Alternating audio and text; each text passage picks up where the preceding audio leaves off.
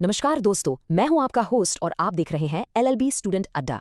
आज हम 12th class के इकोनॉमिक्स सब्जेक्ट का एक बहुत ही important topic theory of consumer behaviour study करेंगे। सोच के देखिए, जिंदगी में हम सबके पास एक ही समस्या है, पैसा लिमिटेड है लेकिन ख्वाहिशें वो तो अनलिमिटेड हैं। तो आखिर बेस्ट डिसीजन लें तो लें कैसे? इस आम सी प्रॉब्लम में इकोनॉमिक्स का एक गहरा राज छिपा है और आज हम बिल्कुल यही समझेंगे कि कैसे हम अपने लिमिटेड बजट में मैक्सिमम सेटिस्फैक्शन यानी सबसे ज्यादा खुशी हासिल कर सकते हैं। तो चलिए इस पजल को सॉल्व करते हैं। आज के इस एक्सप्लेनर में हम इन 5 स्टेप्स से गुजरेंगे। पहले समझेंगे हमारी सीमाएं क्या है, फिर हमारी चाहते क्या है, उसके बाद ढूंढेंगे इन दोनों का स्वीट स्पॉट और आखिर में देखेंगे कि ये सब असली दुनिया में काम कैसे करता है।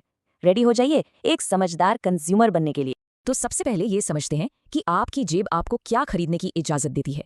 ये हमारी कहानी का आप कह सकते हैं स्टार्टिंग पॉइंट है, हमारी सीमाएं। इकोनॉमिक्स में इसे कहते हैं बजट लाइन। देखिए, इसका फॉर्मूला बड़ा सिंपल है। एक चीज की कीमत को उसकी क्वांटिटी से मल्टीप्लाई करो, उसमें दूसरी चीज की कीमत को उसकी क्वांटिटी से मल्टीप्लाई करके जोड़ दो और ये सब आपकी टोटल इनकम के बराबर होना चाहिए। ये आपके खर्च करने की समझ लीजिए एक लक्ष्मण रेखा है, इसके बाहर आप नहीं जा सकते। ज़रा इस ग्राफ को देखिए, ये लाइन दिखाती है कि आप अपने पूरे बजट से दो चीज़ों के, मान लीजिए केले और आम, कौन कौन से कॉम्बिनेशन खरीद सकते हैं। या तो सारे पैसे से सिर्फ केले ले लो, या सारे पैसे से सिर्फ आम, या फिर दोनों का कोई भी मिक्सचर जो इस लाइन पर आता हो। अब सोचिए, आपकी सैलरी बढ़ जाती है, क्या होगा? ये लाइन बाहर की तरफ राइट साइड में शिफ्ट हो जाएगी। इसका मतलब साफ है, आपकी परचेजिंग पावर बढ़ गई है। अब आप पहले से ज्यादा केले और आम या दोनों का कोई बेहतर कॉम्बिनेशन खरीद सकते हैं। ये ना बिल्कुल वो प्रमोशन वाली फीलिंग है, बस इकोनॉमिक्स की भाषा में। अच्छा, तो अब जब हमने ये देख लिया कि आप क्या खरीद सकते हैं, आइए अब देखते हैं कि आप क्या खरीदना चाहते हैं, क्योंकि खरीदने की क्षमता और खरीदने की इच्छा ये दो बिल्कुल अलग बातें हैं, है ना? इसके लिए इकोनॉमिक्स में एक बड़ा मजेदार कॉन्सेप्ट है, इंडिफरेंस कर्व। इसे आप अपनी सेटिस्फैक्शन लेवल की लकीर समझ सकते हैं। मान लीजिए इस कर्व पर एक पॉइंट है 2 पिज़्ज़ाज और 1 कोल्ड ड्रिंक, और दूसरा पॉइंट है 1 पिज़्ज़ा और 3 कोल्ड ड्रिंक्स। अगर ये दोनों पॉइंट्स एक ही कर्व पर हैं, तो इसका मतलब है कि आपको दोनों से बराबर की खुशी मिलेगी। आप इन दोनों ऑप्शंस के बीच इंडिफरेंट है, कोई फर्क नहीं पड़ता। अब इन इंडिफरेंस कर्व्स के कुछ सीधे साधे नियम होते हैं। पहला, ये हमेशा नीचे की तरफ झुकती हैं, सिंपल। दूसरा, जितनी ऊंची कर्व उतनी ज्यादा सेटिस्फैक्शन, ये भी आसान है। और सबसे जरूरी, दो कर्व्स कभी एक दूसरे को काट नहीं सकती। क्यों? क्योंकि आप एक ही समय पर दो अलग अलग सेटिस्फैक्शन लेवल्स पर नहीं हो सकते। It just doesn't make sense. इस टेबल को देखिए, ये एक आम इंसान की साइकोलॉजी दिखाता है। जब आपके पास 15 आम और सिर्फ एक केला है, तो आप एक और केला पाने के लिए 3 आम तक छोड़ने को तैयार हैं। लेकिन जब आपके पास पहले से 3 केले हैं, तो आप अगले केले के लिए शायद सिर्फ एक ही आम देना चाहेंगे। इसे ही इकोनॉमिक्स में कहते हैं diminishing marginal rate of substitution.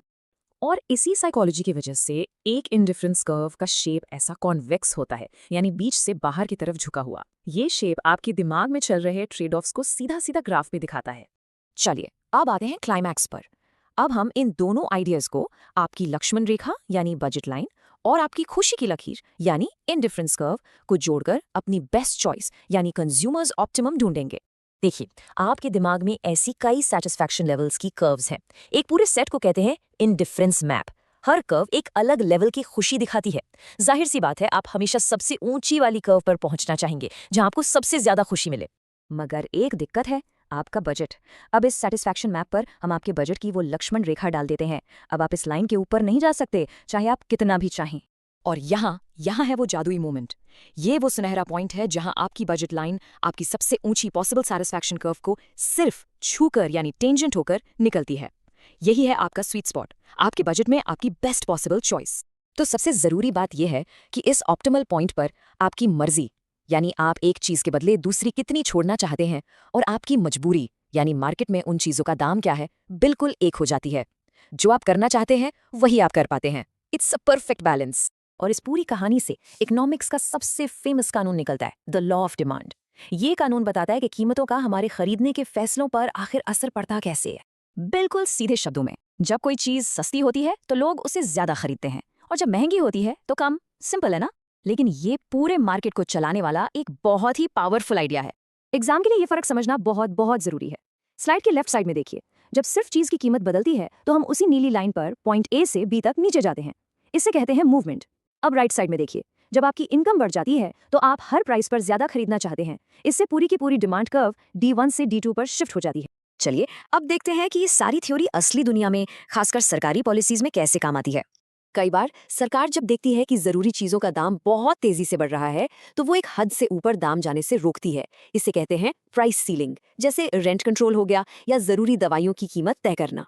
लेकिन जैसा इकोनॉमिक्स में अक्सर होता है, हर एक्शन का एक रिएक्शन होता है। इस अच्छे मकसद के कुछ अनचाहे नतीजे भी हो सकते हैं।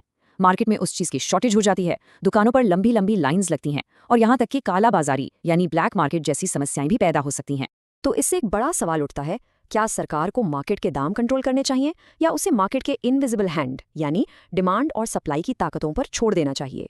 इस पर सोचिएगा जरूर। ऐसे ही अच्छे वीडियोस देखने के लिए LLB स्टूडेंट अड्डा को फॉलो करें एंड सब्सक्राइब करें।